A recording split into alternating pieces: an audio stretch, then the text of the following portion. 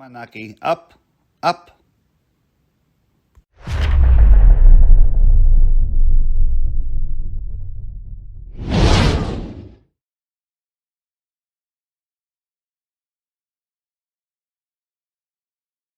Health Passport Ireland is created to protect our society and our economy. Built in Ireland by the Rock U Group, the system uses the very best COVID-19 testing, combined with the latest mobile technologies. Health Passport Ireland is powered by proven and validated systems, allowing us all to take safer steps in our return to our normal way of life. Here's how it works. With Health Passport Ireland, everyone can now be tested for COVID-19 at any time, which helps to protect you, your family, our jobs, and our economy. Your COVID-19 test will be performed with highly accurate serological or swab tests. Your test is performed by a medical professional. After your COVID-19 test, an authorised healthcare administrator creates your Health Passport Ireland account. Your login details will be emailed to you immediately with a link to download your Health Passport mobile app. The authorised healthcare administrator securely updates your COVID-19 test results in your Health Passport. Once activated, you can easily display your COVID-19 status on your mobile. Your Health Passport can be scanned if you wish, which helps protect those around us. Your COVID-19 status will efficiently display as green, amber or red, dependent on your test results. This allows us to go about our daily activities in a safer way. We can all use Health Passport Ireland in many ways, such as travel, hospitality, education, healthcare, construction, offices, entertainment, visits and much, much more. Naturally, the validity of your COVID-19 test will expire over time, so an automatic reminder will be sent when it's time to be tested again. Your status will move to amber when your test period has expired. Health Passport Ireland does not use Bluetooth or track your location. This preserves your privacy.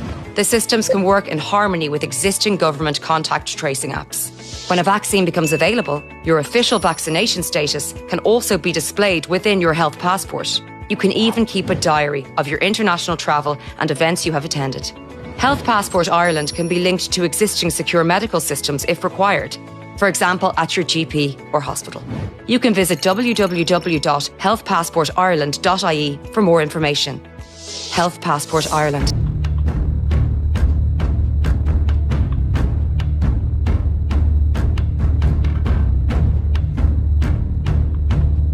Just so you know, I bob my head with the drum.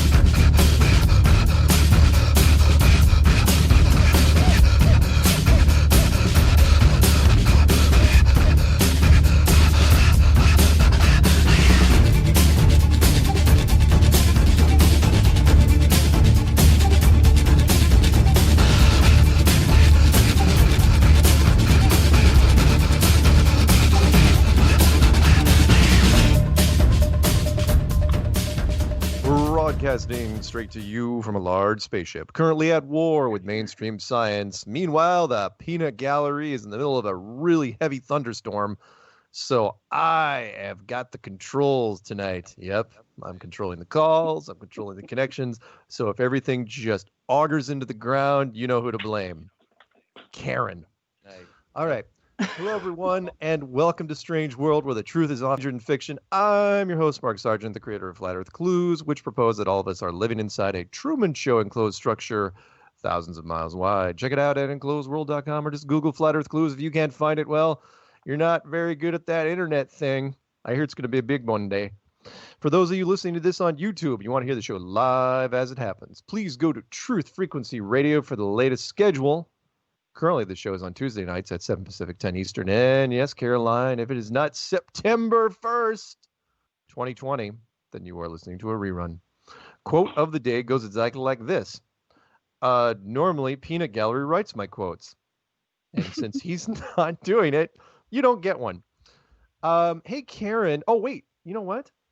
My co-host, she's lovely. She's sometimes sassy, and she's always lethal. It's the wonderful Karen B. What's going on, Karen? Hey, Mark, thanks for not forgetting about me. Well, no, I was going to ask you. Okay, I read through the sheet, And then I was going to ask you, hey, Karen, do you know what the most interesting app in the world is? And it's like, oh, crap, I got to introduce you before I actually ask you a question. Otherwise, people are like, who the hell's Karen? Right. But most of the time, it's, wait, who's this guy? And why is he on the Karen B show? Hey, that most interesting app? Yeah, that's the Flat Earth Sun, Moon, and Zodiac Clock app. If every Flat Earther either gifted or at least shared the FE Clock app with just one person every week, the entire world would know the Earth is flat in less than a year. Not that we have that long to begin with. Watch the featured video every day for 2 weeks and see what happens. It will be the best $2.99 you ever spent. Okay. Couple things real fast. I want to read a super quick email, but before that, I want to thank the people who emailed me to let me know if there's any problems with videos that I have on YouTube. On and said, hey, there's some videos that are being blocked. And I go, where are you? In like Romania? He goes, no, I'm in Oklahoma. It's like, oh, whatever. What's being blocked? And that some of the old Strange Worlds were blocked. And so sure enough, I go through and I look, and some of those were blocked because I used the video portion of the Rammstein, German band Rammstein video, We're All Living in America. And because it was the color palette is perfect. They actually completely replicated the moon color palette, which is amazing. And they did it for not that much money inside a dark warehouse in Germany. And so I have 1,500 videos, 1,600 videos out there right now. So I can't scan everything all the time and see what's going on. So if you guys run into a video that you can't watch, that you have there's some issue with YouTube, please let me know, and I will buy you a brand new car. So tonight we have, you know what, before we even bring on the guests, we are going to bring in Carol Smith, retired U.S. Navy submarine missile technician, Master Chief. We are going to bring him in. We've already got Darren on the line as well. He did his time in the U.S. Navy and lived to tell the tale. But before we do that, we're going to do this every week until it happens, because tomorrow I'm going to buy my airline tickets tomorrow for, what am I buying my airline tickets for, Karen? Flattoberfest? Yes, a Palooza stock. Yes. Flattoberfest, which is happening in South Carolina. When is it going to be? October 24th, 2020, which is a Saturday, the week before Halloween in Greenville, South Carolina. Nice. And the website is? Flattoberfest.com. Very simple. Right. And I just updated it today, so you can see most going to be there. I'm still finalizing some other people, but I added a whole bunch of people today. Who are the presenters going to be for this thing? Well, this sort of really cool but kind of So far. nerdy guy named Mark Sargent. Oh, yeah, that guy. Lord deliver us from Mark Sargent. Yeah, who else? And Bob Nodell and Cami Nodell and Zachary Zabala and Jason Lindgren of Secrets of Saturn and the Crow 777 radio show, and also James True. Ah, all right. Cool. Yeah. That's awesome. What was I going to... There was something else I was going to mention. Before we do that, you know what? Let's just bring in our guest. And I'm really excited about this. And again, I'm going to get my tickets tomorrow. You guys, again, no mask required. Going to be at the Shriners Hall. They're not requiring masks. So, hey, the enemy of my enemy is my friend. Roll with it, because Flat Earth, we are the only people, as far as I know, that's even doing anything this year. And that's Zen Garcia is having his Sacred Word Publishing conference in Atlanta on the weekend of September 11th. Oh, right on. Which actually I'm going to be at. I'm going Cool. to that. And I got so wrapped up in other stuff, I totally forgot I was doing that. Oh, nice. I mean, I'm not going to be speaking or anything, but I will be there helping That's them. cool. That's really, really cool. Say hi to Zen for me when you go there. Okay. Well, what I promised you last week, I'm delivering this week. We have another subject matter expert, and we're going to bring in right now, you probably hear him on the line anyway, Carol Smith, retired U.S. Navy submarine missile technician, Master Chief, and of course, Flat Earther. Are you there, Carol? I am here, Mark. How are you tonight? I am well. How where are you calling from? I am calling from deep in the heart, right dead in the middle of the state of Georgia. I bet you thought by my accent that I was calling from Brooklyn or the Bronx. Oh yes, absolutely. That's what I thought, or Chicago even. But Yeah, no. it could have been Chicago. Hey, No, I was just going to say I'm a born and raised child of the state of Georgia. Nice. Awesome. Nice. That's great.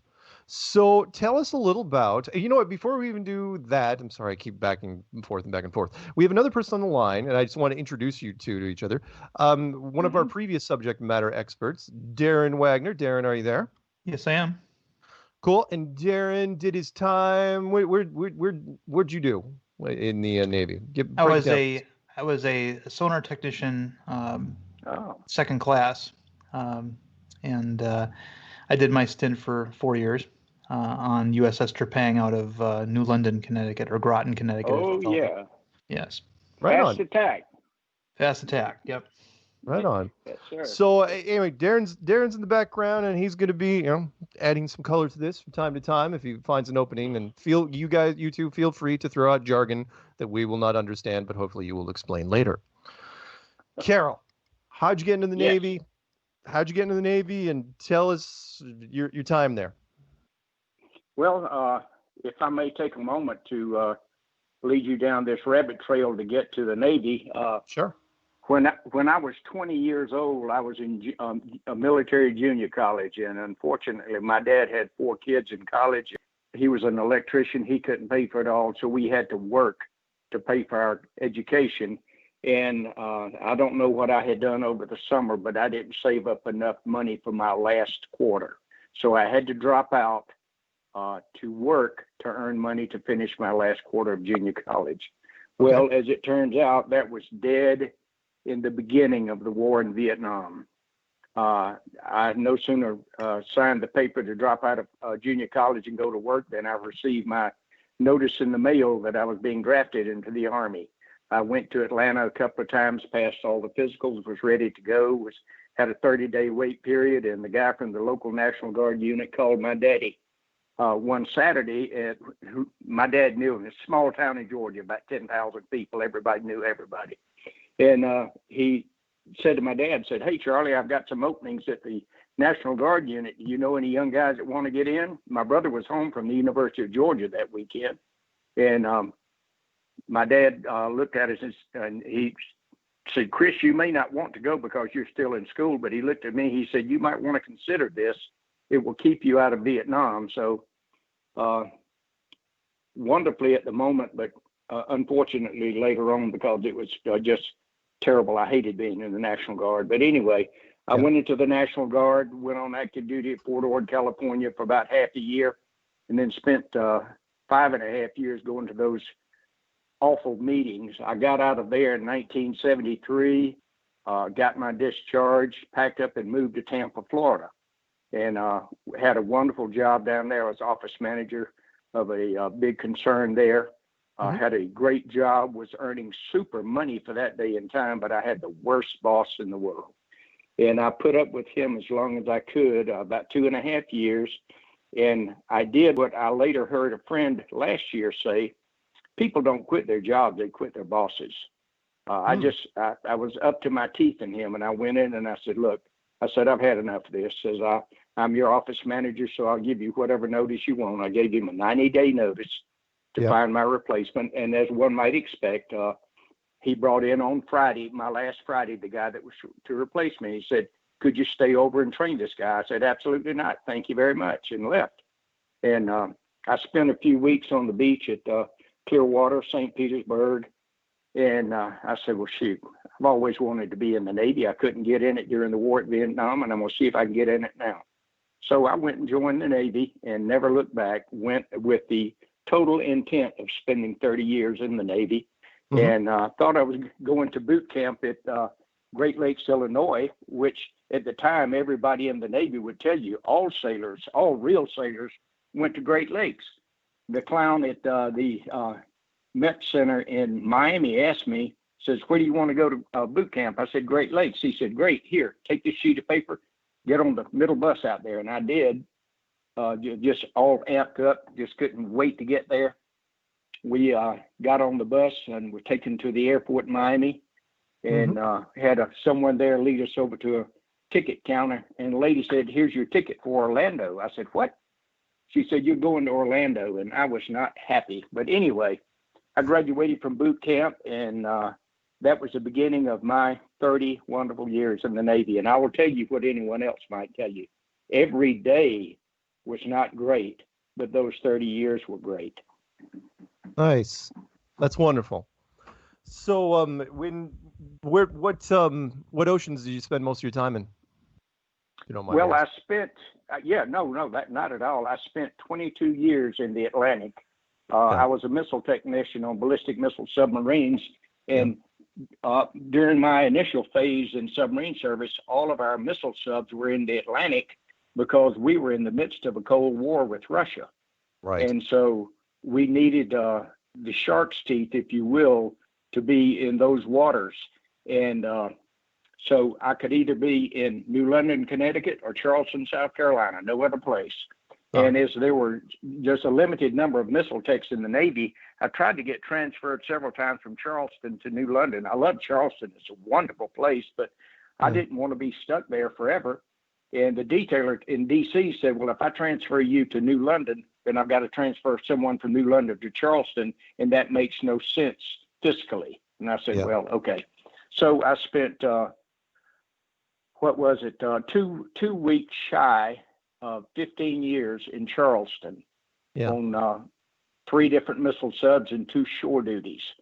And then I transferred to Kings Bay, Georgia, and did 2 subs there. I was the Weapons Department Senior Chief on USS Pennsylvania, the first ever 24 missile sub fully loaded out. When it was fully loaded with its Trident II D5 missiles, it was the 3rd most powerful entity in the world behind the United States and Russia. Wow. And and then I went for a brief stint to the Senior Enlisted Academy in New London, Connecticut, in Newport, Rhode Island at the Naval War College, and went through the Senior Enlisted course for 3 or 4 months, came back to Kings Bay, and I was chief of the boat on USS West Virginia Gold Crew. And after that time, I got to transfer. I was in the Command Master Chief community by then, and my detailer called me and he said, hey, would you take a job in Guam? It's a quick fill. The guy that was out there got fired. There was some problem with him. He wouldn't tell me, and I didn't care what it was. And he said, it's in the middle of nowhere. You may not like it. He says, it's only 2.5 years, but if you go, I promise you any job you want for a Command Master Chief when you leave. So I took it. And he called me 9 months prior to my transfer and said, where would you like to go? I said, to a surface combatant in Pearl Harbor. It's going to be my last tour in the Navy. And I have always wanted to live the life of a classical sailor on the surface with all their totally different lingo than we had in the submarine service. And Mark, I tell you what, it was outstanding. I flew from Guam to Hawaii on a MAC flight prior to transfer just to look for housing there. And I got invited by the acting Command Master Chief to come down the ship and visit. And when I walked up and stood beside that big, beautiful Greyhound sitting there on that pier, or by the pier, I looked up and my jaw just hit the ground. I said, my word, look at this thing. And I've always loved the military, but that thing just took my breath away. And that was 4 of the most wonderful years that I had ever hoped to spend in my entire life. I got to go places and see and do things that I never imagined I could do. Fantastic. What a great way to end the your career. That's great. Yes, sir. It was wonderful. And I got a great send-off from there at the end of 2006, beginning of 2007. And my goodness, I was on top of the world. I had succeeded in everything that I wanted in the Navy. I wanted to stay in longer, but they wouldn't allow it because I refused to take a higher level job sitting behind a desk somewhere. And I had a friend who was the Master Chief of the Navy at the time, and we had gone to boot camp and missile school together. And I talked to him on the phone and said, Terry, I'd really like to stay in. And he said, well, you won't take that higher level job, and you can't stay at sea as a command master chief. You've already had one tour. Said it's either take the other job or get out. And I didn't want to drive a desk, so I opted out. Yeah, I don't blame you. I don't blame you. Hey, do a lot of people? I would imagine that because I've known some other people in different militaries that they applied for Hawaii. Is that one of the higher desirables out there as far as stations? Oh yeah, I think so, because I tell everybody, if you ever get to Hawaii, you will find out why they call it paradise. Nice. It is. I have been all over the world, Mark. I've stepped foot on every continent except Africa. I've seen it. And I've been places I never in my life imagined that I could go. And the two most beautiful places that I have ever seen were Hawaii and Alaska. Alaska. Alaska. Quite the contrast. I've heard people that I know have gone. They've either loved it or they didn't really like it so much. But what'd you like about it? I like the wide open spaces. I like the crisp, clean air. Yeah. I spent a lot of times in some of the seaport towns. I went into Anchorage. I didn't see garbage scattered from hell to breakfast. I just didn't see junk and trash. I didn't see deadbeats. And I understand that there are what the Australians call bush people who live in the outback in Alaska, and but I didn't encounter any of those. But what I saw, it was just absolutely breathtaking, Mark. The day that we left there, my commanding officer, who is now a vice admiral in the Navy, Jim Kilby, one of the most wonderful people you'd ever want to meet, had arranged to have a U.S. Park Service ranger come on board and pilot our ship into a small waterway up against the face of a glacier. Mm. And it was just unbelievable. I mean, I saw bear crossing the road as I was driving to Anchorage. I saw moose. I was sitting on a park bench in the little fishing town of Seward, Alaska. A beautiful ice cold streams running through town about 5 feet from where I was sitting on the park. And I saw a monstrous, monstrous, longer than my leg, salmon swimming along in that stream. And the smell of those beautiful green trees, it was just breathtaking. Wonderful. Good stuff. Go ahead, Gary. Did a Alaskan cruise, and that was one of her favorite vacations. I mean, she absolutely loved it. She said it was absolutely beautiful, and she went to go see. They actually saw Denali. Like, the weather was clear. Wow! Yeah. To plane and go see Denali. Did you get to do that? No, we didn't. That was too far from where we were located, and we couldn't get the time away for that because we were basically on a 12-hour recall.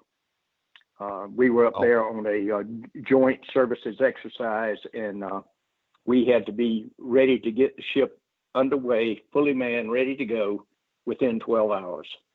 And so we couldn't go too far away. But and what I saw was just breathtaking. Not sure at all, though, that I would want to spend my winters up there. And I could see winters in Hawaii and summers in Alaska.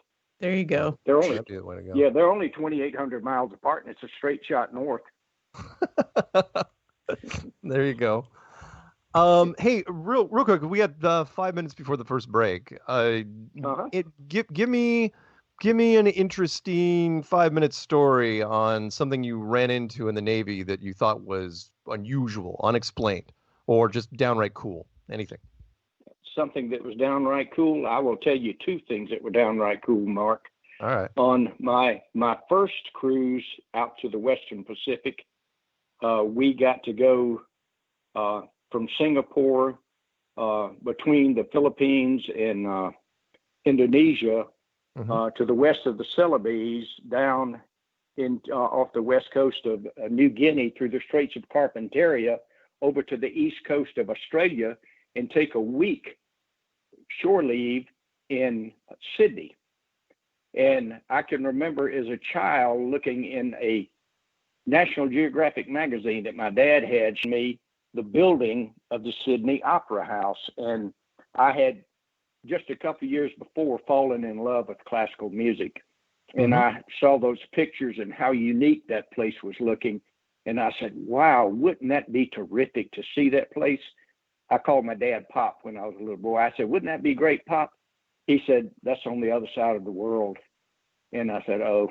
And guess what, Mark? Saturday before we left on Sunday from Sydney, I got a free ticket to attend a concert at the Sydney Opera House. Nice. And that was just blew my top off, man. And my ship was moored the entire week 100 yards from it. And by the way, I met Russell Crowe while we were down there. Really? Yeah. He had this neat place that almost looked like a condo on the end of a pier. It was a beautiful place. And we were walking past it the first day and looked up, and I saw this guy standing there, and we had just seen his movie Master and Commander in Pearl Harbor. Yeah. And I pointed, it was a bunch of chiefs walking along. I pointed up and I said, wow, that's Russell Crowe. He said, yeah, it is. Good day, mate. And he was just as nice as he could be. Great big friendly smile, just as nice as could be. And everybody that I met in Australia were just super nice people. That's great. And when we were leaving there, we were heading to American Samoa for the change of command. That's when Captain Kilby was going to relieve Captain Kearns. Yeah. And as we were outbound on Monday morning, I was in the aft chief quarters where I slept, and the messenger came to get me. He says, the captain won't see you on the bridge.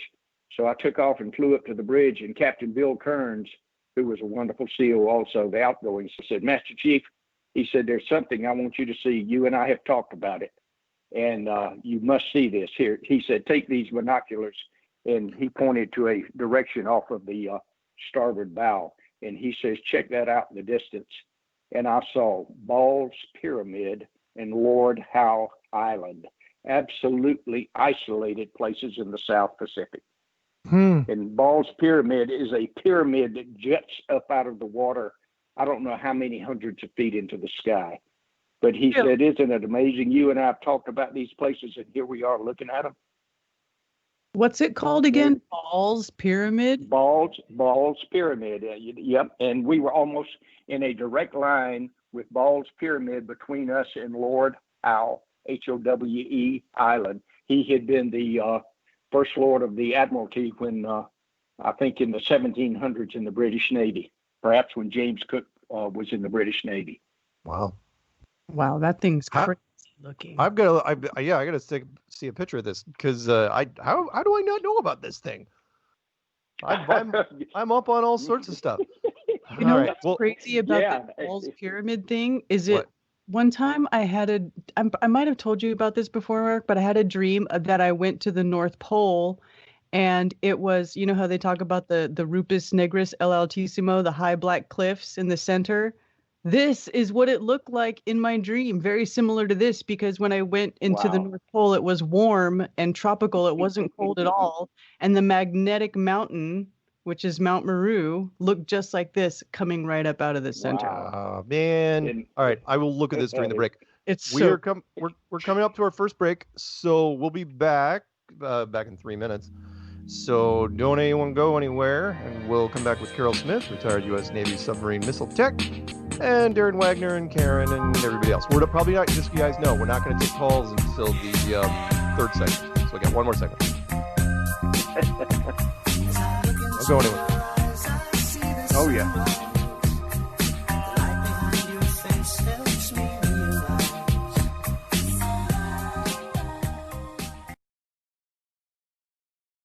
This is Truth Frequency Radio. No hate, no hype, no fear. Real people, real radio.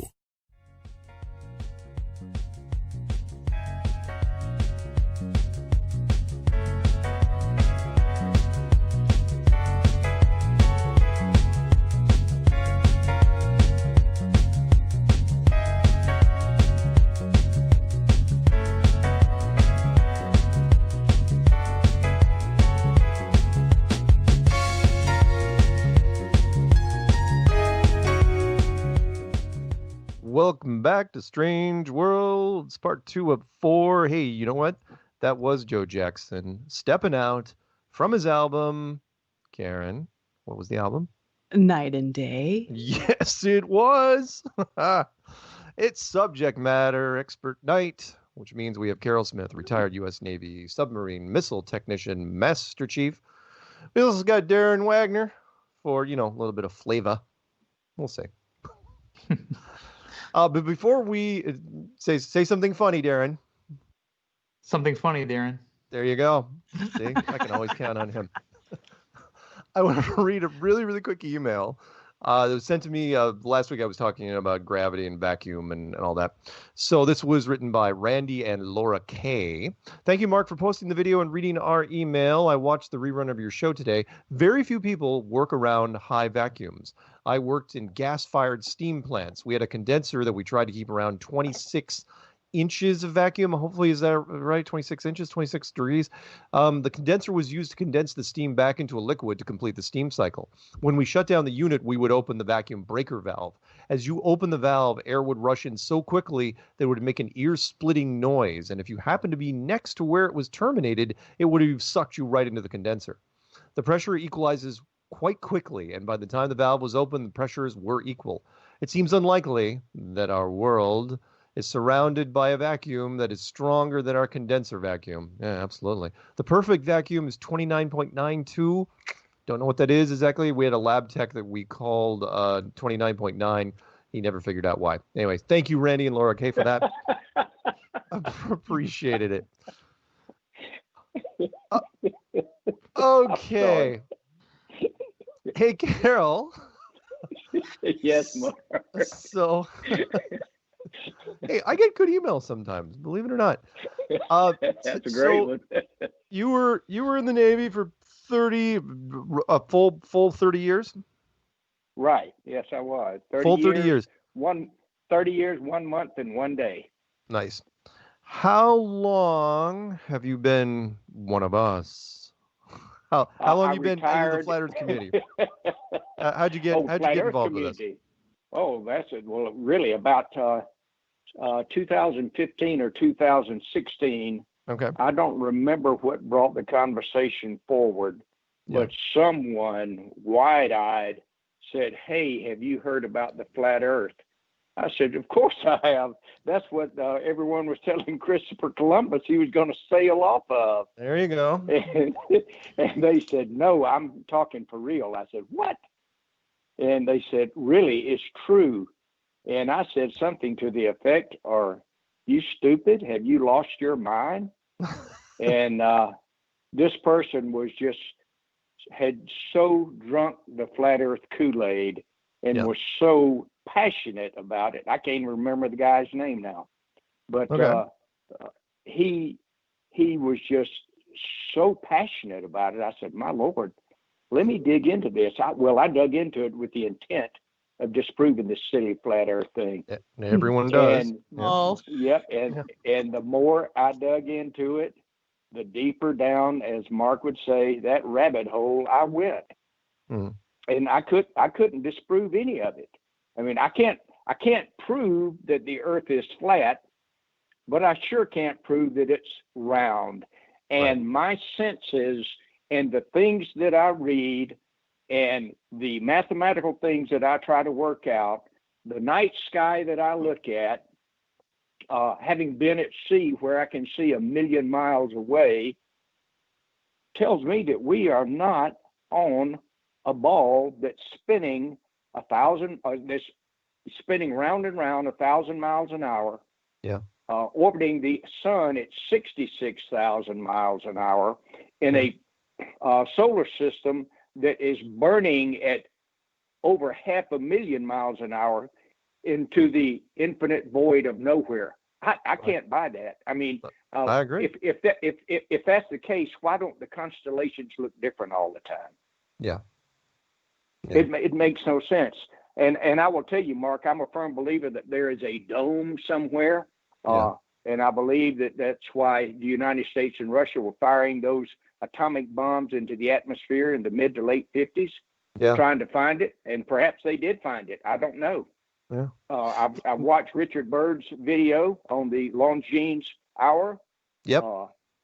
And I can't find anything, Mark, that makes me think that we live on a ball. And let me ask you this, and you and I talked about this once before, and I'm going to throw this out to your audience, to those who are listening. And bear in mind, I'm just an ordinary Joe. I'm not a well-educated guy. I have an associate's in business administration with a area of concentration in accounting. I have taken enough biology, physics, chemistry, mathematics to include the pariah of college, statistics, trigonometry. I mean, you name it, I've taken it, but I've tried to enjoy all of them. But there's no way that today's science is going to make me think that we live on a spinning ball. How in God's name can 321 million cubic miles, not square, but cubic miles of seawater be held on this ball spinning at 1,000 miles an hour? Yep. And yet a mosquito take off, ascend and fly as it will, or smoke come forth from a chimney, or steam from a vent, and not be fiercely pulled back to the earth? Yeah. Why can I jump up off the ground? If gravity is so strong as to hold those quadrillions of tons of water in, why can I even pick my feet up and walk? Right. Excellent point. It makes no sense. And even if you could believe that it's holding it down, you're saying that centrifugal force, which is the spinning of the earth. Why isn't there this giant fat tire of water around the equator? Why is it uniform? Amen. Yeah. Why is there water on the North and South poles at all? And people are going, what are you talking about? It's like, well, look, Saturn has rings, if you believe in this, right?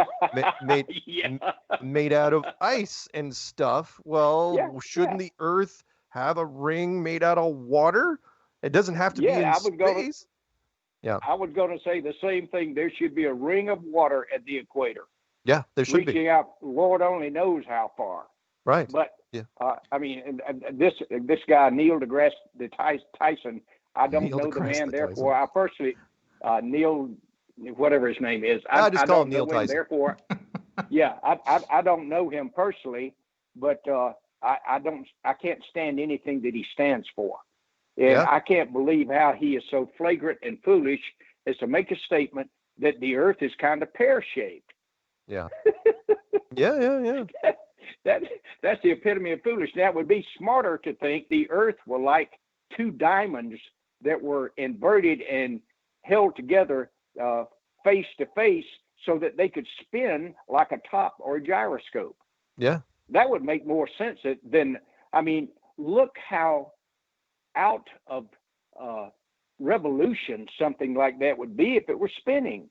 The bottom so heavy and the top, like wimpy. It would be rolling back and forth like a bowling pin. Oh, yeah. It's crazy. It's absolutely crazy. Well, what was it, if you don't mind me asking, what was it? Because everyone goes through the process. You know what? I have two questions for you. One, how long did it take you between the time your friend said, dude, it's flat, and he was really excited about it? How long did it take you between that conversation when you had the moment you're like, yeah, you know what? I'm buying it. And what was the thing that put you over the edge? Well, actually, I read, what's his name? Robotham. Oh, yeah. You actually read that? I read Robotham's book. Wow. I actually tried to sit down and do some of the math. Yeah. I thought back on my days on board that ship out in Hawaii, how I could go 30 feet up in the air to the bridge, and I could see out forever. I didn't see 6.7 miles out and see a horizon. Yeah. I could see way out. And when I saw a ship as far away as I could see it, and it looked like it was going, as the globalists say, over the edge, and the hull was going away, I picked up a pair of binoculars, and boom, there it was, just as level and straight ahead as we were. Nice. Right on. Nice, man. Yeah, and I won't call any names, but somebody in the Navy told me one time, a chief who was trained in this told me that the Aegis radar system could see 180 miles over the horizon. Wow. And I said, how? He said, he looked at me and smiled with this embarrassed look on his face and said, we don't know. It's just magic. Yeah. And I said, magic like that doesn't exist. There's got to be something else. Guess what? Go ahead. On a ball Earth, that radar system could see out about 7 miles and no more. But a flat Earth, it in fact can see out 120 miles. Yeah. Yeah. I'm sorry, you were saying something, Karen? Well, I think it's funny that he brings that up, that 120, the radar seeing 120 miles, because actually, I used to live in San Diego, and you know San Diego's big military. Oh, I know it. Huge. Yeah.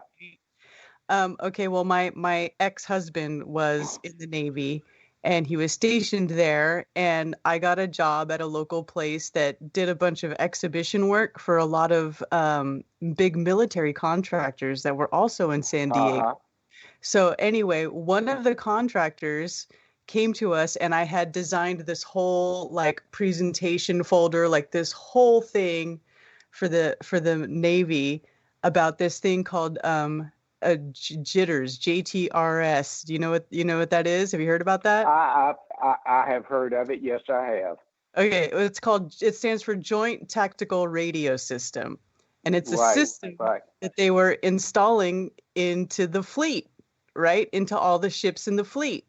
And it was like a piggyback radar system where one ship's broadcasting and they have a 250-mile radius, not 120. Right.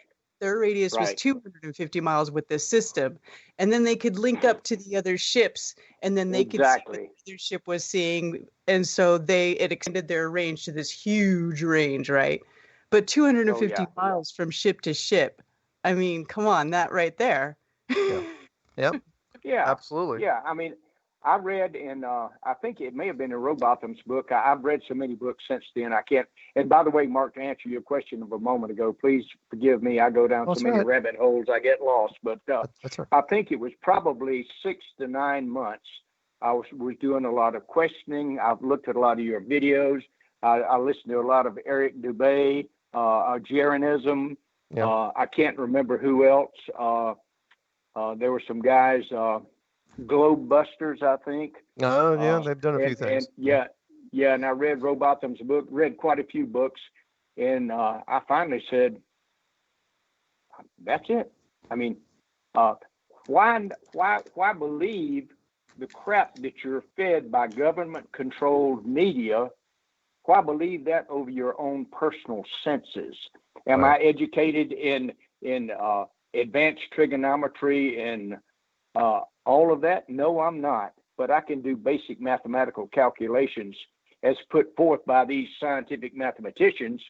Yeah. And it doesn't work. It just simply doesn't work. I think in Rowbotham's book, he recorded, or it may not have been his book, it may have been something later, but there was a lighthouse somewhere on the north shore of the Indian Ocean between India and Arabia that was reported by sailing ships to have been seen over 225 miles away. Ah. And on a globe Earth, that ain't happening. Right. Plain Indeed. and simple. Yeah. Please pardon my Southern French, but it just ain't happening. But I mean, there's just so much out there that, I mean, why don't people believe the senses that God has given them? Well, it's not because we also are trained, conditioned to believe what we're told. You know, yes, we are. The old line, educated out of it. We've been educated out of it. That's why. Yes, we have, and that's the problem. We have educators that have bought into the lies of science so much that their faith of evolution, their God of evolution, is now taken as fact in every school, in every book in the United States. I almost died when I took a college course in meteorology, and they immediately started talking about evolution. And really? I thought, my God, can I? Yeah, I said, can I never get away from this? I hate it with a passion. Wow. Why? Meteorology. I always wondered why weather is called meteorology. Why? That's a good point. I've never even thought about that till just now. I've often wondered about it, but I've never had enough sense or taken the time to look it up. But in the Navy, we always call the meteorologists the weather guessers, because they would always come give us a daily report on what the weather was going to be, depending on where we were. And I mean, it was kind of like a formality. They had to get up and do it, but no one ever believed it. Right. Bless their hearts. They probably work for the Weather Channel now. Yeah, probably. Pretending to be knocked over in a windstorm type of deal. Don't they put on the show? Yes, they do. You know, there is no shame anymore in media. If it's dramatic, they're putting it on. You know, the old tricks are the best tricks. There's a great line by Mark Twain, and that is never let the truth get in the way of a good story. Yep. Amen. He sure said that. And, you know, it amazes me. I was watching, I think it was last week when Hurricane Laura hit the Gulf Coast. Oh, yeah, that thing. No, it wasn't Laura, because that was pretty destructive. A few weeks ago, there was a tropical storm coming in that was supposed to hit Miami and bounce back and forth up the eastern seaboard. And some of these folks from the Weather Channel were out there trying to make these wind gusts of 55 to 65 miles an hour seem like they were going to uproot everything in its path. Yeah. And I said, this is absolutely ridiculous. Instead of just getting in front of a camera, talking about the weather, they want to make a drama out of it. And I don't know how you feel about this, Mark. We've never talked about this, but 9/11, which is coming upon us. If you will go back and check out some of the videos on the 9/11 coverage, every single network said the exact same words, down to the commas, the pauses, the wows, the everything. Yeah. They were given the script by the government for whatever happened. Yeah. Oh yeah, absolutely. And some of the scripts weren't exactly flawless. The London Building 5. when the BBC sent over that television crew, you know, because they got there late because they had to fly in from London, and they reported they got the time zones wrong, and so they reported Building 7 dropping 20 minutes before it dropped, instead of being 40 minutes after that it dropped. And I knew the second I saw it, I was like going, oh, you guys didn't figure out what time zone you were in, and you missed it by an hour. And it's like, that's not going to work. That's not going to fly. And one that was so funny was the lady who was standing in front of the camera, and behind her was a shot of ground zero and everything around her. She says, and we understand that building, whatever it was, Building 7, been pulled. Been pulled. That was their word for it. And it's down now. And it was standing just as straight as an arrow behind her. Yeah. And shortly before she finished her diatribe, the building fell. Yeah. Yeah. And again, wow. How did you get an advance report on that? There's, like Karen was saying, we're educated. Well, in some cases, we're educated out of it. And then some cases, we're not told enough. You know, especially in America, we're given just enough education to where you can drive and go to work. But there's so many things that we aren't told. We aren't told much about physics or engineering or chemistry or microbiology.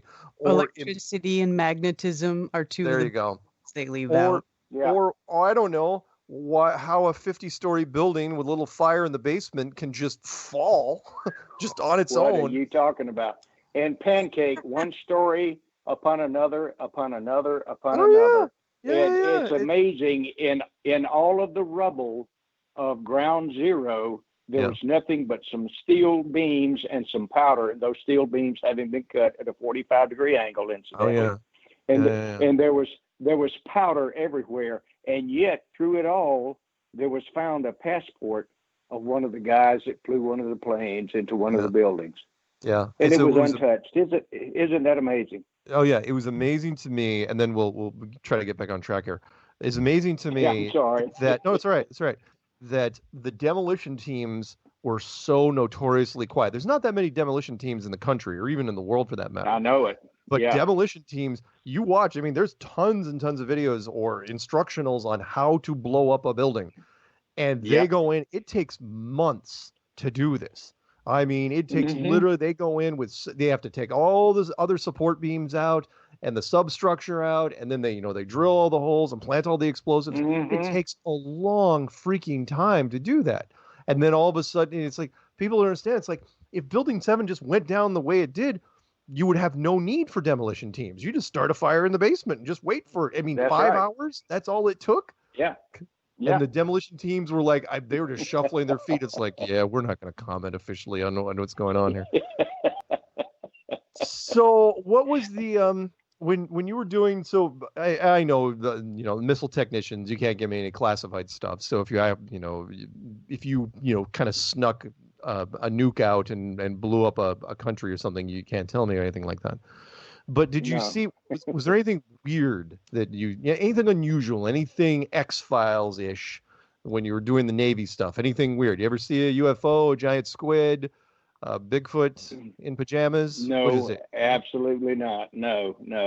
That's I never saw anything like that. And I can remember in guided missile sea school, that's where you go from being a brand new petty officer to becoming a specific type of petty officer. And I went through missile technician sea school, which was about 6 months long. And we were taught the flight path of the missile from the time the rocket motor ejector system was set off in the base of the missile tube until the warheads hit the target. And we had to learn minute by minute by minute what happens. And I thought, why do we have to know all of this? Why do we have to know that it goes way up there and comes down at point X? I've been in the fire control room when we were inputting target data. And the places that we were targeting, I said, oh my word. I mean, I can't say any of that over this, but it was just unbelievable. And yet Russia was doing the same with us. And but I'm just absolutely not convinced that those missiles would do what they told us they would do. I really am not. We did some test shots off of West Virginia, telemetry missiles that we launched off of the east coast of Florida to targets downrange near the South Pole, if you will. And supposedly we hit within the two missiles that we launched, dropped all of their warheads from way up there and hit within 5 yards of the target. And I find that absolutely unbelievable. I don't suppose we have a couple minutes to break. I don't suppose you can disclose what the height was of the missiles before they deployed into their multiple things, could you? Or is that classified? I wish I could, Mark. But all I can say is that Lord, I don't know if I can say this or not. The FBI and the CIA may be outside getting me, but no, but they do listen to the show from time to time. So, Dad, you know what? Don't worry about it. They went way the heck above where you might ever be able to breathe. Above 100,000 feet.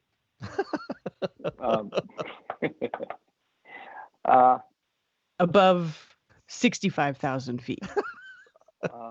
Well, I'm sorry, I just really can't say. It's all right. I'm very vociferous about lots of things, but I don't know that I need to step over that threshold. Yeah, don't get yourself in trouble. Don't listen. It's okay, Kieran. He was career Navy. It's fine. We don't wait.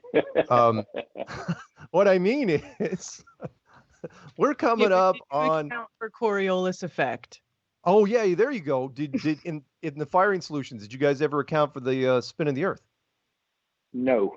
There you go. Nobody does. Nobody does. And don't let them tell you that. Don't let them tell you. Nice. Coriolis Well, yeah, again, is crap. everybody else tells you it's like it doesn't make sense, whether it's a submarine or a tank or a Navy ship or a howitzer. It's like, because if you had to account for the spin of the Earth, because the spin of the Earth is different depending on where you are. You know, the equator, it's spinning 1,000 miles an hour. At the North Pole, suppose you're spinning at 0, which means you'd have to know where on the map you were to even put that into the firing solution. It's like, how did they do that during World War II? It's never happened. Nope, nobody does. All right, we are going to take calls after this break. It's going to be 3 minutes. And the phone number to call in is 213-233-3998. That's 213-233-3998. If you have a question for Master Chief, or if you want to talk about whatever, let us know. I do see 505, 504, 813, 530, 704, 612, and so on. And we will try to get to as many as possible. There's music. Don't go anywhere. Or do, but come back. Okay. His face is in the muck. I think his zipper's stuck.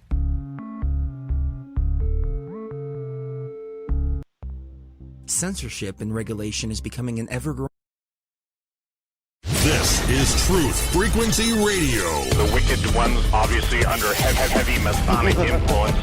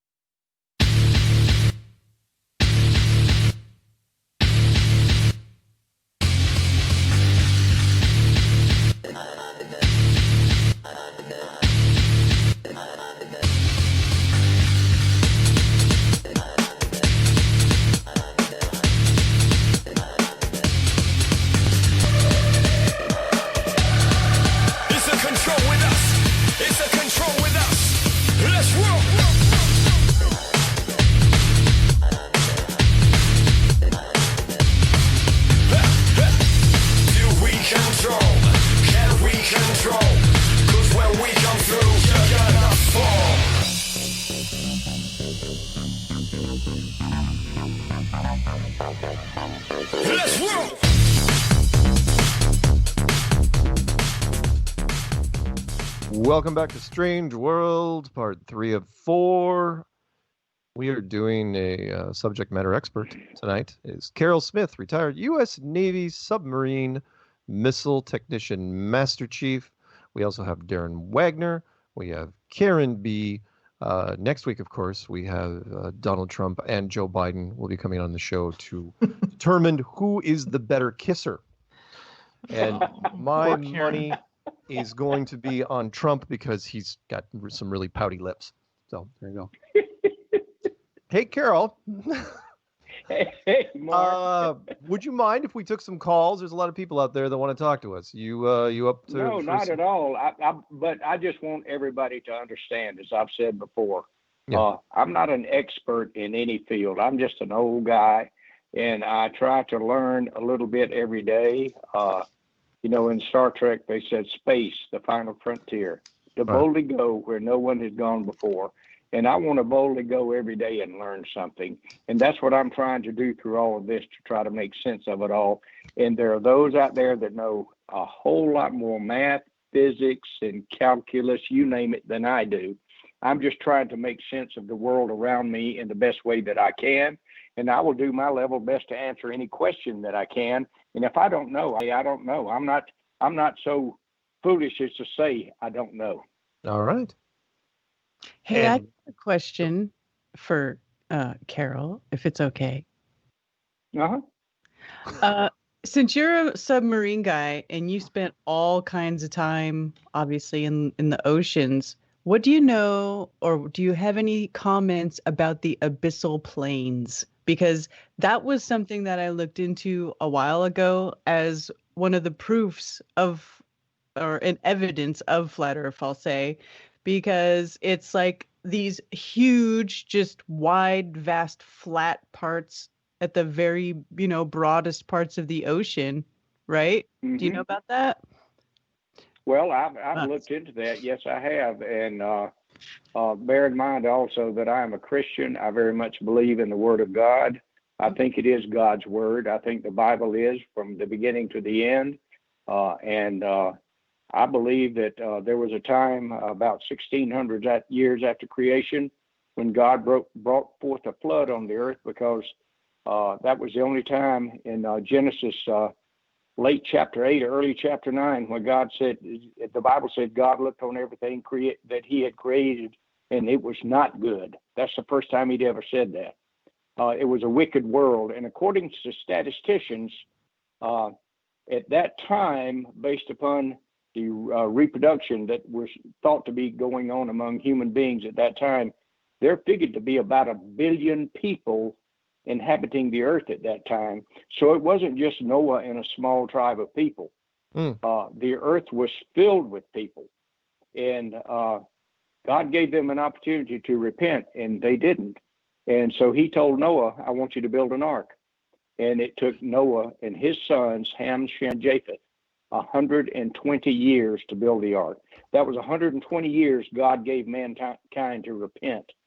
And they didn't. And so at the end of that time, God told Noah, take your wife, take your sons and their wives, and get into the ark, and take 2 of each animals, and take 7 of the following animals with you. And the Bible says when they got inside that God closed the door. Noah didn't close that door.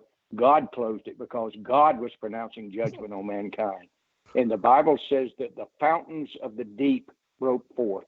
I read a paper written by a man who worked for the Department of Defense, who worked in the area of plate tectonics and hydraulics.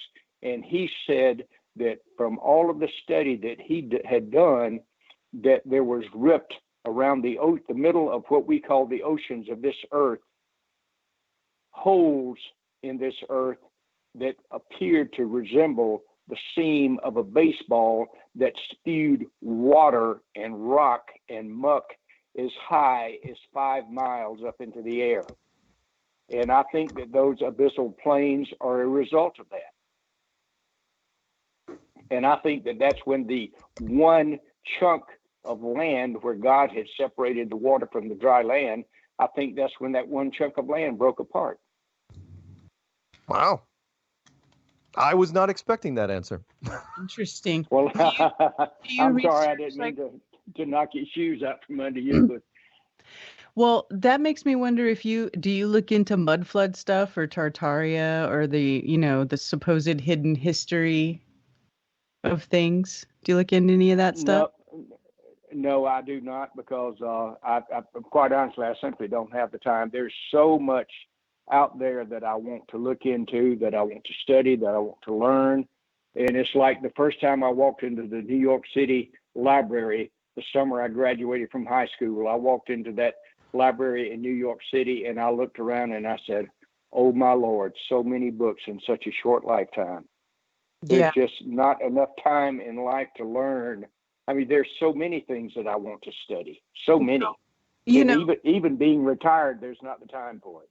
Yeah. Well, they spend so much time teaching us lies. How are we ever going to catch up? How are we ever going to catch up, man? Well, let me tell you this, if I may. And I think this is a good lesson for mankind, especially those of us who believe as we do. In the book of Exodus, we learned that Moses lived for 40 years in the court of the Pharaoh. He was second in line to become the Pharaoh of Egypt. And when God brought him out of that lifestyle, God took him 40 years into the wilderness to get Egypt out of him. So how can we expect overnight to get Egypt out of us when we've been immersed in it in all of our lives? That's right. That's why I tell people when they find out about flat Earth, it's not like the ultimate truth. It's just the beginning. That's right. It's not the end of the beginning. It's it's not the beginning of the end. It's the end of the beginning. Right. That's all it is. That's all it is. We have got miles to go. As Robert Frost said, I've got miles to go before I sleep. Mm-hmm. And the woods. His poem, Passing Through the Woods on a Snowy Evening. And there's just so much that we don't know. We know a grain of salt out of a dump truck full of salt. A Terex dump truck full of salt. Mm-hmm. Yeah. All right, let's grab a call real quick because I promised these people I'd get some calls. Let's start with 813, then we'll go back to 504. 813. What is happening? Where are you? Where are you from? 813. Oh, are you on mute or are you sleeping? Is it nap time? Okay. That guy again. I know, right? I think it is actually. I think it is the guy that I apparently hypnotized into going to sleep with my voice.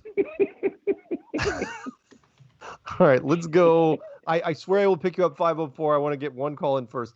Let's go 530. 530. It's you, me, Karen B, and Darren and Carol and whoever else. What's happening? Hey, Carol, how's it going? William here, ex-Air Force veteran. Hey, William. Yeah. Thank you too, brother. And I would have you know also that I have a brother a year older than I who spent 29 years in the chair force. Chair force. Oh, yeah, but I bet you appreciated every time we gave you a ride. Well, that one time in 30 years that you did, I really enjoyed it. I really did. And it was on a C-17, the best of your best. Yeah, I did C5, C-141. C-17 was before my, actually, is the C-17, is that before my time or is that the latest? That's the latest. That's what do they call the C-17? I can't remember what the name is for it, but it's the one. I know it's the one that followed the Galaxy. Yes, isn't it funny how the C5 was called Galaxy? A little bit of reinforcement there, right? Yeah, no joke. So Carol, I got to tell you, one of my best TDYs ever was at Naval Station Rosie Road. You know where that's at? Oh yeah, been there many times. Yes, sir. Yes, sure have. So compared to Hawaii, speaking of Puerto Rico. Oh, okay, Puerto Rico, Rosie Rose. Yeah, okay. Roosevelt Road. Yeah, sorry. Yeah. That's I forgot we had civilians on the phone. But that I had a 4-month TDY there right during when the Gulf War went off, and I felt a little guilty being on the sandy beaches of Isla Verde and sailing to Vieques Island. But someone had to do it. I learned to sail there. The MWR there had a marina, and we would. Oh yeah, I learned on the 26-foot. Yeah, 26-foot fixed keel Catalina sailboats, which were physically impossible to capsize. And we took that thing on our main voyage. We got our own skipper card, and the wind was coming directly from Vieques Island, and so we were tapping the sails in the water, skimming across that thing. And our 4 friends we brought with us because we could take 6 with us. And so me and Wiley got our, skipper license, so we could take the boat on our own. And they were throwing up all over, and so we learned to bring Dranamine there on out. After we take We didn't even get to Vieques Island. We were busy having so much fun just tearing across that thing at 90 degrees to the wind, and it was kicking, and those sails were tapping the water. I mean, it was like Disneyland, and I don't know, it was fun. I mean, I'll just never forget that 4 months. I have dreams about going back to Puerto Rico. It was that fun. Yeah, it's a beautiful place. Panama. That was Panama that had the that big radio telescope. But I did have a question. You mentioned something about binoculars when you looked. No. Excuse me, just man. The big radio telescope was on the western part of the island of Puerto Rico, Arecibo.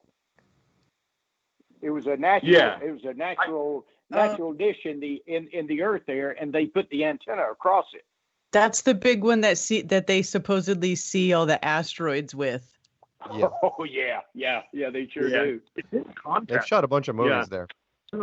Yeah, that's so you made on the edge throwing rocks.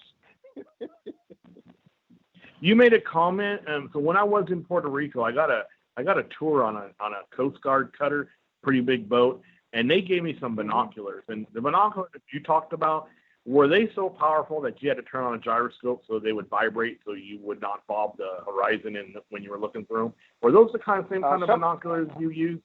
Yes. Man, those things were so powerful. And I can't remember, but what was the range of those? Supposedly. I can't remember. almost 20 years ago, but the range of them was unbelievable. Because the captain pointed out to me in the Western Pacific, between Guam and Hong Kong, he pointed out, he said, see that dot and he gave a compass point, and I said, well, I can barely see it. He said, look through these. And it was a huge tanker, tanker. And it was in excess of 50 miles away. Wow. Oh, yeah. Wow. Yeah.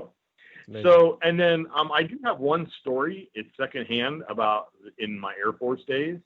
Mark, you asked Carol here for an amazing story. Yeah. And I don't think I can get in trouble since I wasn't a pilot. But in the mid-'80s, when I was stationed in, I'll just say in Europe during the Cold War, I was just a young buck. Actually just a young airman. And we had an exercise, and the horns went off, and you had to take cover. And a pilot jumped into the gate shack with me, and because he had to pretend like we were under attack. And he was an SR-71 crew chief at his previous base. Wow! They found out where I was from. Yeah, he found out where I was from. So technically, you can look up online, and the SR-71 says it goes Mach 2.2, but that's not how fast it really goes. Now, since I don't have direct knowledge. Since I don't have direct knowledge and what I'm about ready to say is hearsay, then I'm just gossiping, right? So I can't get in trouble, right? We'll know. If we're still on the air, then you'll know. So go ahead. Throw it out there. It's not admissible in a court of law if it's hearsay. Yeah. You remember what happened last week, right? The line went dead when I went to give the 8th definition. Yeah. You were actually talking in the whole round. So go ahead. Yeah. So I was told by this crew chief that they can actually go Mach 7.5, Mach 8. And when they do, they bring them in and they totally check them up. So when you look at that and you figure out the math, that's going, that's almost 6,000 miles an hour. And as I thought about that, I thought about how could you go that fast on a globe? It just didn't make sense. But if it's as big and as flat as we think it is, that makes way more sense. Yeah. So just think about that, 6,000 miles in 1 hour. They said China was the closest country to shoot it down, and it missed by 7 miles. Wow. So that's how fast that's. I had a friend in the Air Force who told me that those things. I'm sorry. Go ahead. No, go ahead. No, go ahead. Go ahead, Carol. I was just going to say I knew a guy in the Air Force in another location I was stationed in who had been involved with the SR-71 as a ground crew member, and he told me that they could leave the west coast of the United States, overfly China, and be back in 3.5 hours. Holy crap! Yeah. So the scary story, Mark, is that there was a pilot. Forces. What? So the scary story. So the story that's kind of weird and cool is that there was a crew chief that this guy was friends with. And he was going Mach 7.5, and something whipped by him going the same direction he was, flew by him so fast it went in and out of his radar in one blip. And the guy was visibly shaking when he hit the ground. He was like how when you see a ghost, someone's like, and he said his friend he was gone.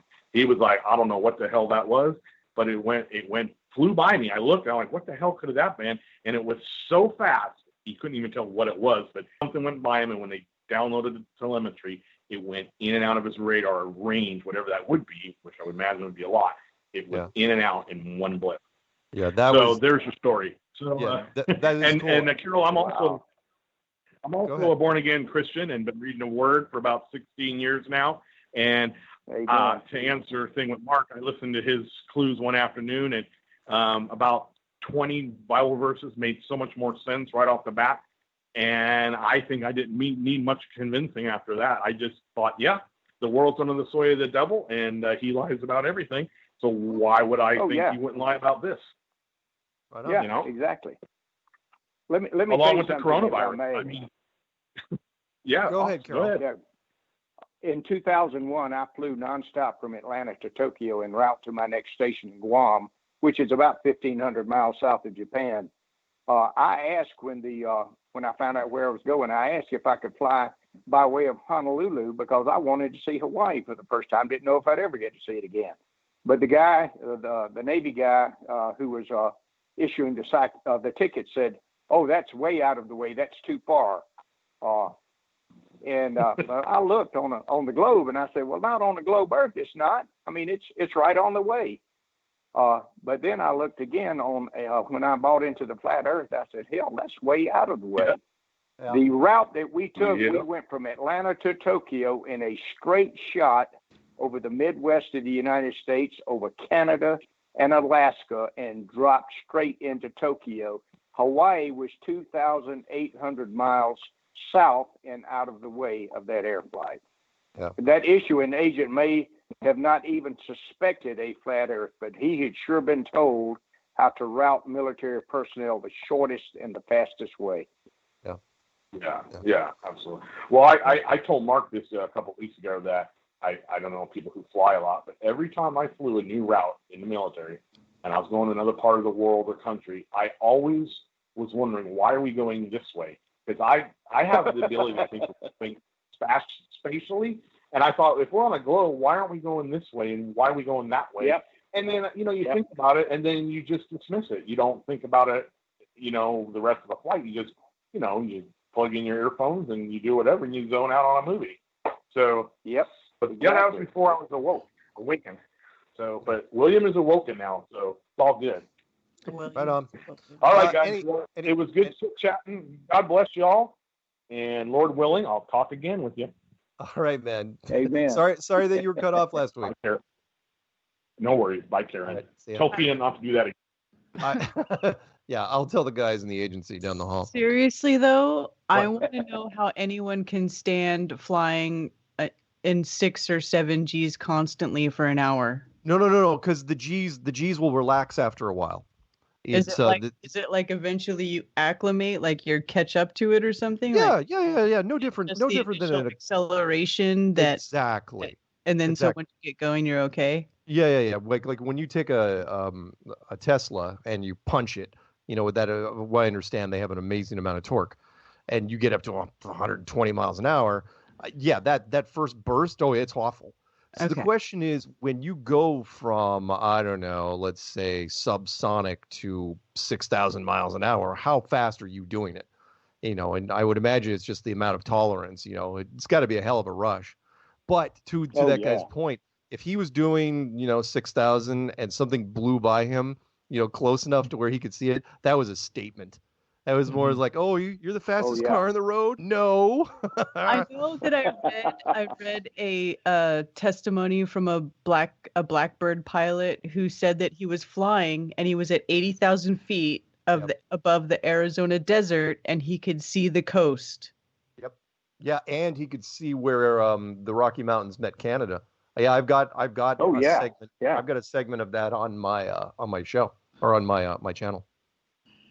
Yeah. Oh, yeah. And of course, he's flying around, and he doesn't realize it's like, okay, you're not giving away the classified stuff, but you're totally playing into the flat Earth thing.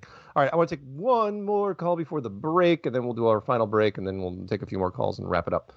Let's do 504. 504. You got 4 minutes, maybe. What's happening? Hey, this is Dennis from Oregon. How's it going? Hey, it's going pretty good. All right. Hello, Mr. Carroll. I just wanted to say hello from a Navy veteran. And I was great. 5 years. Yep. And I was in submarines, brother. I was in for 5 years from 2001 to 2006. I was on a fast attack out of Groton for 3 years. And I was out of Silverdale, Washington, Mark Sargent territory, for 2 years. Right. Henry M. Jackson, and we went. Oh yeah. So, yeah. Well, we took a tour up to what's the top of? Is it Kauai? No, it's the Big Island where they got all the telescopes. The Big Island, Hawaii. Yeah, the Big Island's Hawaii. Yeah. Yeah. Wow, that's cool. I wanted to say, I first came to Flat Earth.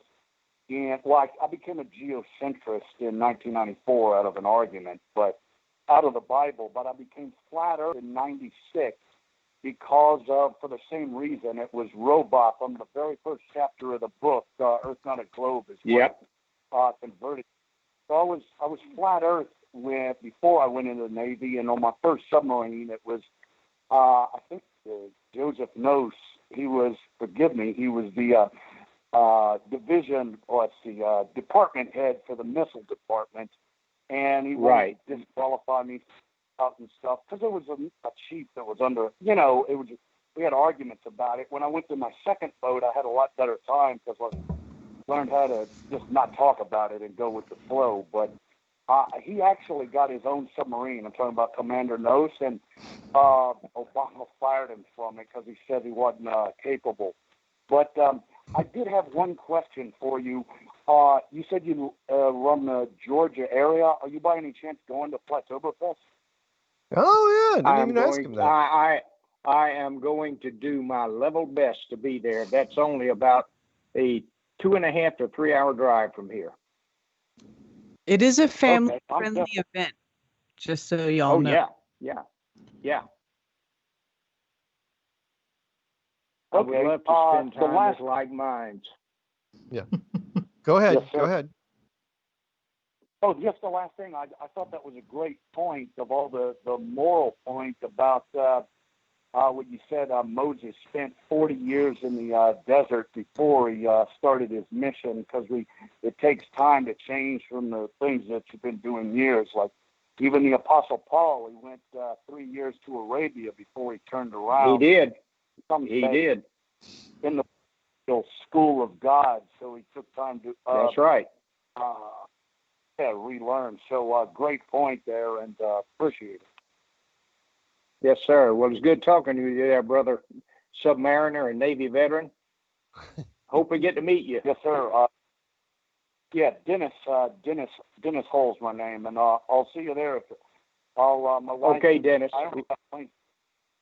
All right. We'll get there. Right on, man. Very cool. Well, good Lord willing, April and I will be there. Cool. All right. We'll see you. All right. And with that, we will be going to our final break. And I swear, I know I'm not going to grab all of you, but I'm going to have to cherry pick on this one. Phone number to call in is 213-233-3998. That's 213-233-3998. If you have questions, comments for Carol Smith, U.S. Navy Submarine Missile Technician, Master Chief, or you want to talk about whatever, let us know. Say something funny, Darren. Something funny, Darren. It's all back in 3 minutes.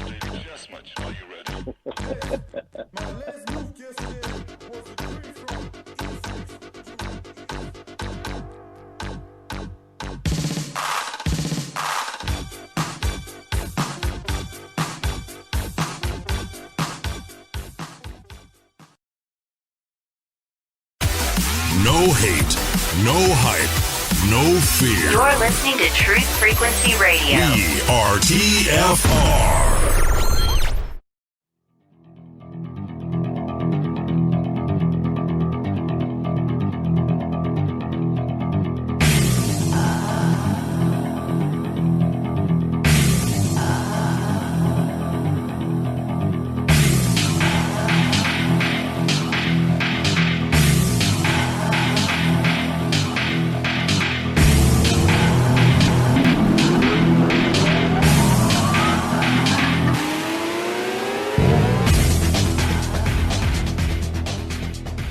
Welcome back to Strange World, part 4 of 4. It is Subject Matter Expert Night. We have Carol Smith, retired U.S. Navy Submarine Missile Technician Master Chief. Quick shout out to DITRH, otherwise known as David Weiss. He was chatting me up and just sending me some pictures of the, well, I don't really want to say. But I do want to say that I've heard from my brother's friend's former roommate that David is actually Jewish. I want to throw that out there. So It's true. It's true. What? I heard this. I know. Take it for what you will. I didn't know. I thought he was Canadian. I miss Canadian. I miss Canada. It's fun. All right, so let's pick up. Let's do rapid fire calls. We're not gonna. You guys can't talk really long during this segment about your wonderful military stuff. This time, try to keep it. Okay. Try to abbreviate this one. Do you know how it is when military guys get together? I mean, Yes, yes, I do. I do. I'm learning this now. It's actually more on this show than I think any other military show I've ever. Well, because Carol can just lead them in. Carol can just give you guys tons and tons of rope. All right, let's do. Oh boy, there's so many. You know what? Jennifer's been on the line for an hour. 704, are you there? Are you still there? Are you listening? Are we talking? What are we doing? I'm talking. Okay. What are we talking about? So, completely out of context. However, you did not pick up my call last week. So, here I am this week. Okay. And really quick, just wanted to let everyone know that who is wearing a mask, that my husband got COVID about 3 weeks ago now. Man. And by the time he got tested, I did not take any precautions. I have kids in the house and everything, and I didn't get it. Didn't disinfect, nothing. Worked from home in the same bedroom that he was dying in the bed. And yeah, just saying. See, I thought you were going to go the other way with this and say that you were the only survivor. But that's fine. We can do that the first way. That's good too. No, that's great. Could I say something about that? No, I don't think so. No, go ahead. Sure. You remember last week, Mark, I couldn't see you because of terrible cramps that I was having in my back because of shoulder surgery that I'd had. That is true. Yep. I went to see the doctor Monday because of pain that I had Sunday that I had prayed to die from. But anyway, the doctor helped me with all of that, gave me some new medication, and he and I were talking, and he is a conspiracy theorist from the word go, and I never knew it until Monday. But we were talking about the flat earth and everything, and he walked into the room, and I had my mask off, and I said, "Hey, take the mask off. I don't care." He said, "Yeah, and it's a bunch of crap." I said, "Yes, it is."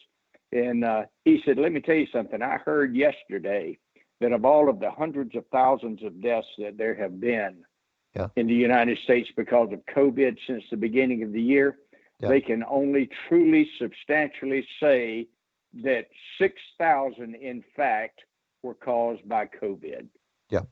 Yeah, that was only 6,000. Yeah. Yep. I think it sure was 6. I think it was 6%, but it doesn't really matter. Yeah. The CDC was the one that put that out, and they was very, very quiet. You know, the mainstream media did not want to talk about it. Yeah. There is no pandemic. No. Yeah. The mainstream media doesn't have permission to talk about it. No, they don't. So yeah, thank you for that, Jennifer. What else you got? Anything? Jennifer? No, that's it.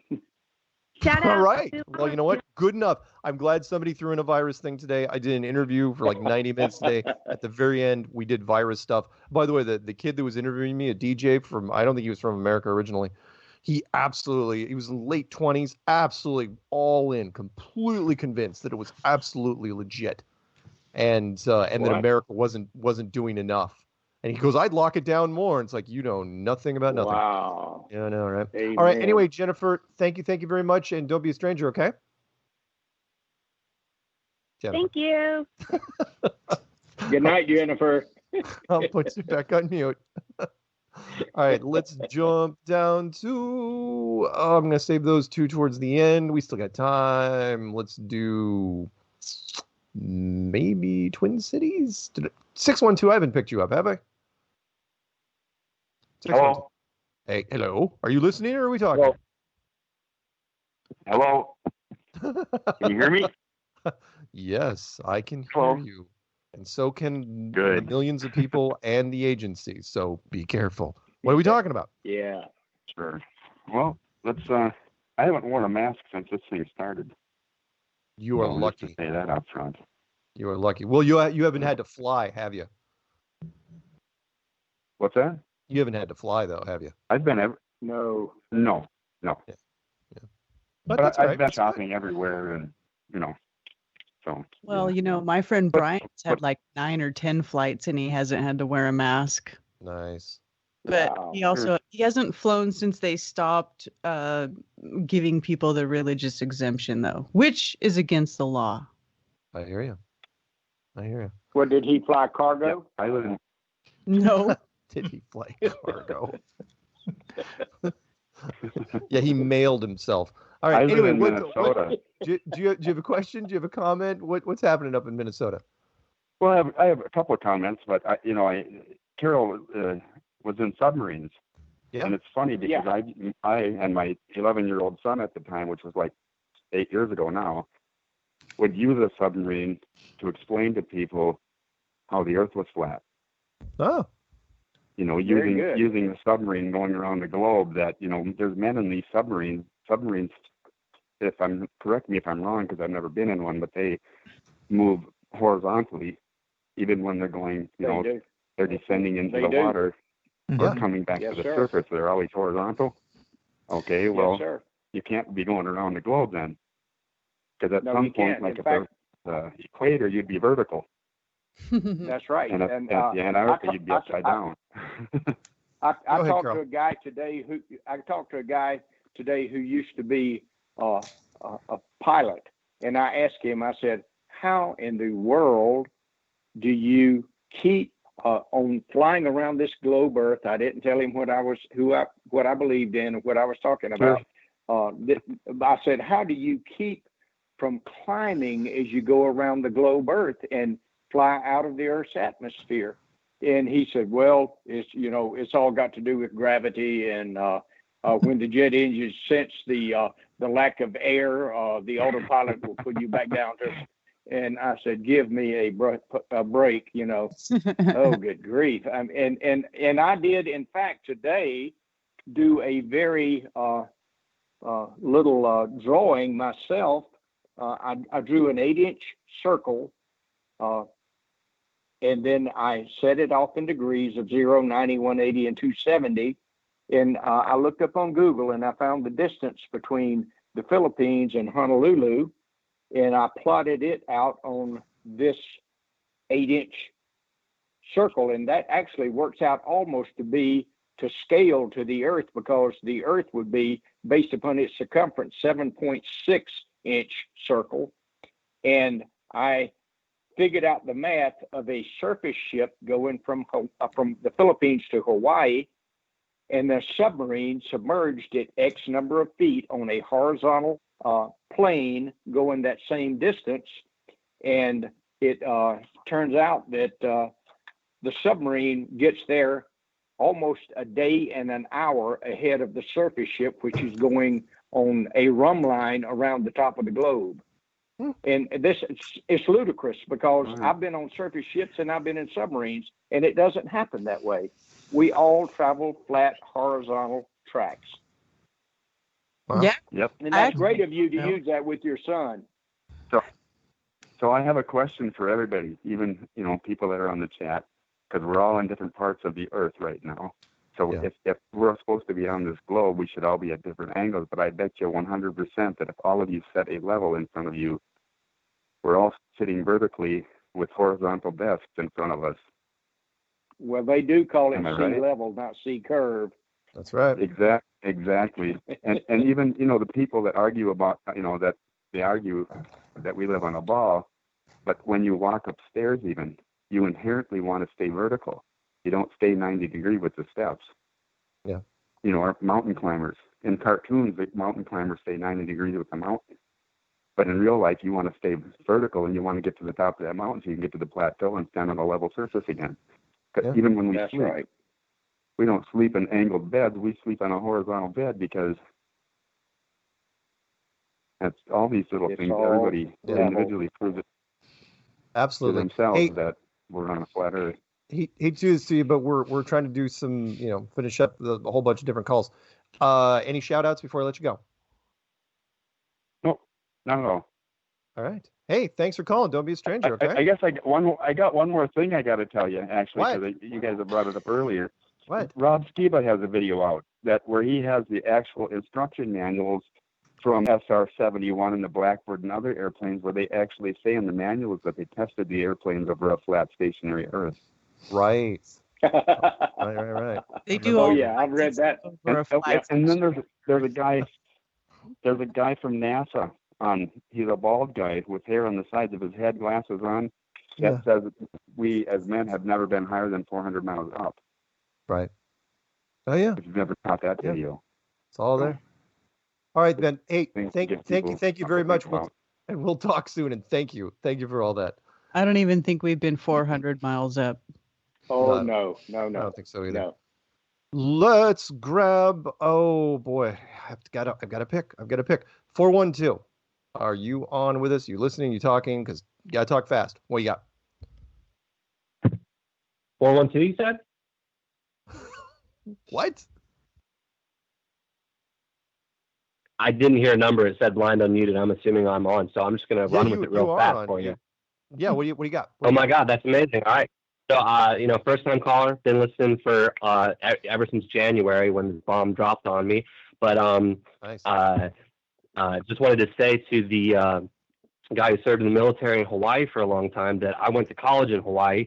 So I was wondering if he ever did any hikes while he was there, because I hiked to the top of Mount Olympus hike, Coco Head, and Mauna Kea, and you can see ridiculously far, and you can see other islands like Maui when you're looking off the east side of Oahu.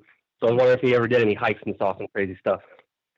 Yes, in fact, I did, and I was absolutely amazed. I did those hikes, and I also hiked to the top of Haleakala on Maui, which means the house of the sun, and it's a dormant volcano, and you can climb to the top at 10,000 feet, and over 100 miles away, you can very easily see Mauna Loa and Mauna Kea very easily, and you can't do that on Earth. Never. So when I found out about this flat Earth thing, I thought back to my years in Hawaii, and I was just like, oh my God. Yeah. I grew up on the coast, and I thought about my time growing up on the coast and looking out at ships over the sea. I mean, I thought about that immediately. Yeah. Wonderful stuff. That's all. That's it for me. I'll let you go. Next call. But I'll call in again sometime for sure. Love the show. All right, thanks, man, and thank you for finally calling in. That's wonderful. Let's jump to let's do one fairly local. No, across the country. You can go to the other one. 360. You're on with everybody. You know the drill by now. What's happening? I'm nearby, and it's Whidbey. Dan, Valley Music Journey. Yay. What's up? Yay. Thanks for having a great panel on tonight. Great discussion already. Yeah. I guess I want to throw out there, and I don't have a lot to say tonight, which is unusual, but it's all right. One was, besides the CDC having to, backstep over the weekend on everything on these numbers, there was one that came out that I don't quite as well publicized, but did you see how the mortality rates of infants had dropped from 700 a week to like 200 a week in the U.S. down to about 500 a week? Yes. And so they were trying to figure out why that was. To the election. Right. Getting closer to the election. Yeah. Yeah, there you go. Yeah, and the other thing they found out was that mothers they were actually doing an alert that mothers aren't bringing their kids in for all their shots.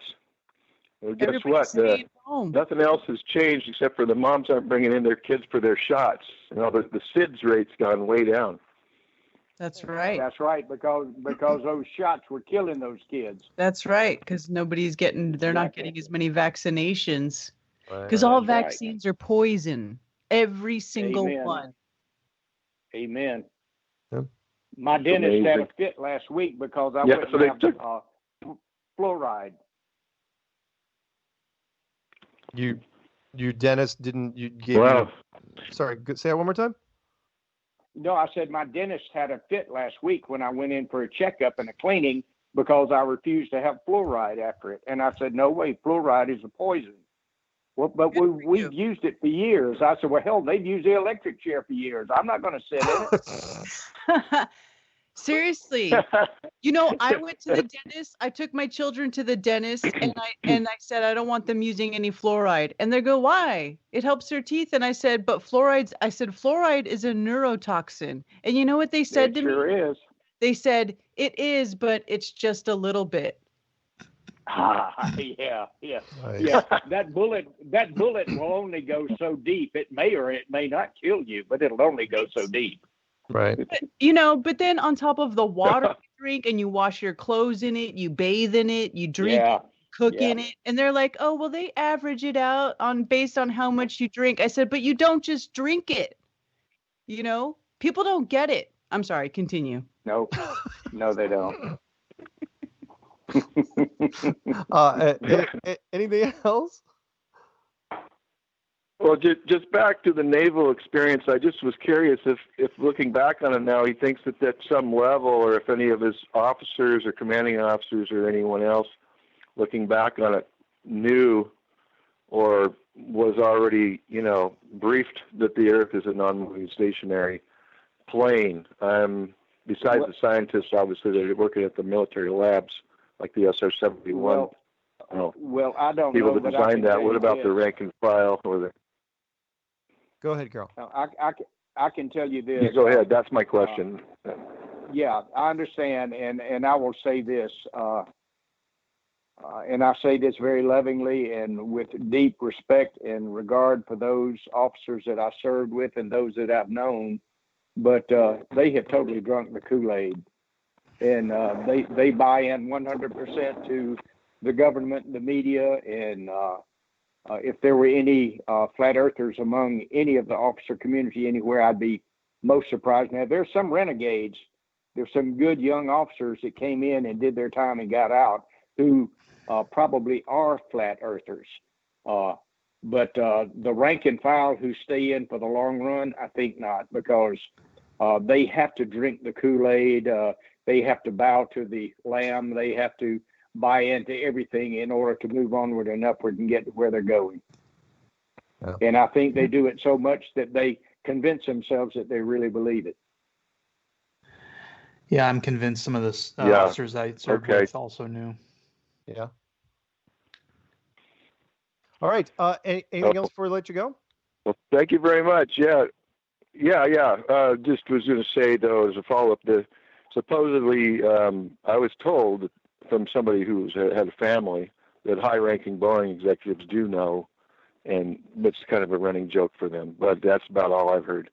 But hey, thanks a lot for all your work and coming out and sharing the truth, everyone. All right. Amen. Thanks, man. Yeah. Good night. Right on. Yeah. All right. Well, we're getting close, but I think we still have to pick up one more call. I bet you can guess who it's going to be, Karen. Yes. 845. Start spreading the news. I'm leaving today. I want to be a part of it. New York. Hey,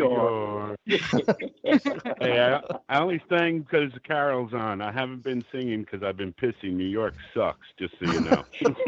Hi, Carol. Hey, Darren. Mark. Hey, buddy. Darren. Hey. Oh, man. Loving tonight. You guys are fantastic. I'm absolutely loving this stuff. Hey, nice. I wasn't military. I can't say anything about that. I was civilian stuff, deputy, fireman, EMT. So while you're out at sea, I protect your stuff and your family. There you go. Bless your heart.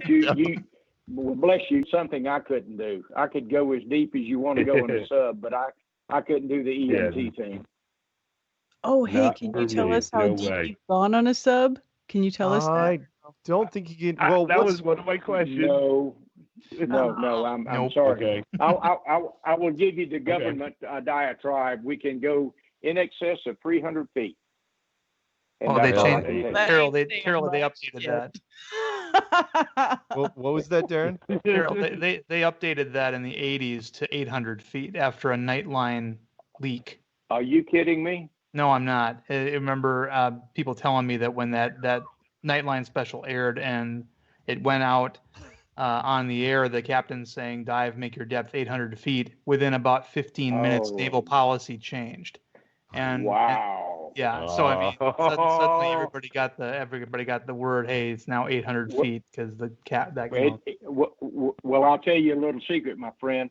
Yeah. I was in the missile submarine community until 2001. It didn't change in the missile sub community. Interesting. We were told that we'd get our heads lopped off if we said anything in excess of 300 feet. Well, wow. Weird. Wow. Okay, I got one more question for Carol.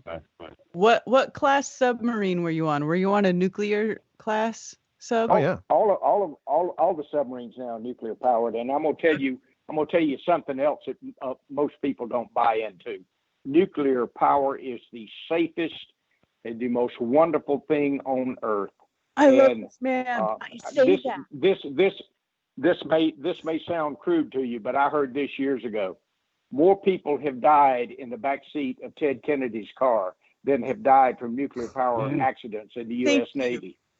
You're the man. Listen. Let me talk to Carol for a minute, you guys. Let me All talk. Right, go ahead. Carol, my ex, whom I don't talk to anymore because he's a shitbag. Okay, I have a protection order against him. He abused me. I know what that's like. But he was in the Navy, and he was a nuclear machinist mate on a nuclear class carrier. Uh-huh. And he ran the nuclear plant inside the carrier. And I started talking to him about Galen Windsor and I was asking him about nuclear weapons and stuff. He's like, well, I didn't do weapons. I just did power. And it's different. Mm-hmm. And I said, but you listen, you got to talk to this guy. And he talks about, and how the half-life of the radiation, it's not what they say it is and blah, blah, blah. Nope.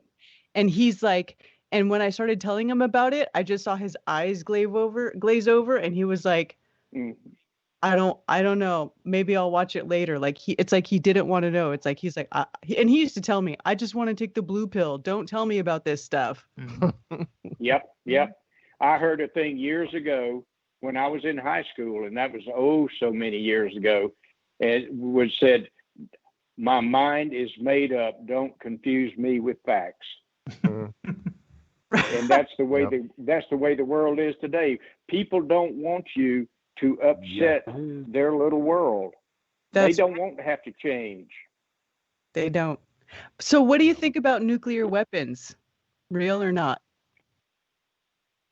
I think they're real. I don't know if they're everything that they're put out advertised. To be. I've heard people say that we destroyed Hiroshima and Nagasaki with incendiary bombs, and I would say no, we didn't. I don't think incendiary bombs coming from now. If we believe everything that we have been told and seen in the newsreels and the media, they said that one airplane, the Enola Gay, took off from the island of Tinian, just north of Guam, and dropped one bomb on Hiroshima and absolutely obliterated the place. They're supposedly there at the library at Ground Center. There was a man sitting on the steps there, and he was supposedly disintegrated from the blast. But the flash happened so fast before the heat and the radiation hit them that his shadow is supposed to be permanently etched into those steps. And I don't believe that. I mean, look at what we did to Dresden, Germany, with the 6th Air Force in World War II.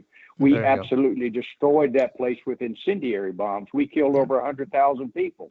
Yeah. But that was with multiple bombings, with multiple airplanes over a long period of time.